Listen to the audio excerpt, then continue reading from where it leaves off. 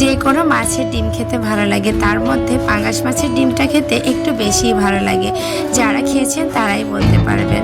আসসালামু আলাইকুম, কেমন আছেন সবাই? আশা করি সবাই নিশ্চয়ই ভালো আছেন, সুস্থ আছেন। আলহামদুলিল্লাহ, আপনাদের দয়ায় আমিও ভালো আছি। আর এই তো আজকে অনেক দিন পরে পাঙ্গাস মাছের পেটে ডিম পেয়েছি, আর সেটাই ভাজি করতে এলাম আর আপনাদের সাথে শেয়ার করবো বলে। তো প্রথমে আমি পাঙ্গাস মাছের ডিমটাকে খুব ভালো মতো ধুয়ে পরিষ্কার করে নিয়েছি। একটু হালকা কুসুম গরম পানি দিয়েও ধুয়ে নিয়েছি, যাতে করে কোনো রকমের গন্ধ না থাকে।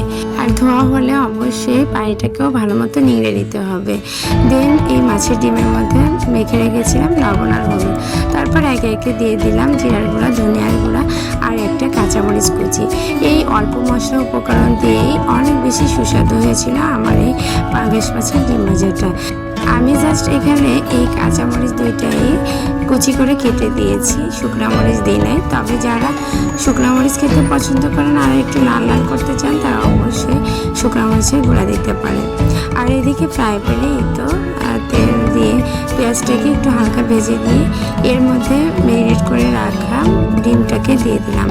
মাছের ডিমটা তেলের মধ্যে ভালো মতো ছড়িয়ে দিয়ে কিছুক্ষণের জন্য ঢাকনা দিয়ে রেখেছিলাম।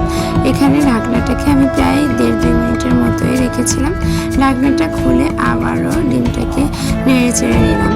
আর এই ডিমটাকে খুব বেশি ভাজা যাবে না, ভাজলে কিন্তু শক্ত হয়ে যায়, সেক্ষেত্রে বেশি টেস্ট লাগে না। আর এভাবে হালকা আছে আর একটু সময় ভেজে তারপর ডিমটাকে নামিয়ে নিলাম। এই সহজভাবে রান্না করা মাছের ডিমটা যে এত মজার হয়, যারা খেয়েছেন পাঙ্গাস মাছের ডিম তারাই বলতে পারবেন। তো যারা খেয়েছেন অবশ্যই তো কমেন্টে জানিয়ে যাবেন। আমার এই সহজ উপায়ে রান্না করা ডিম কিন্তু ভীষণ মজার ছিল। সবাই ভালো থাকবেন, আল্লাহ হাফেজ।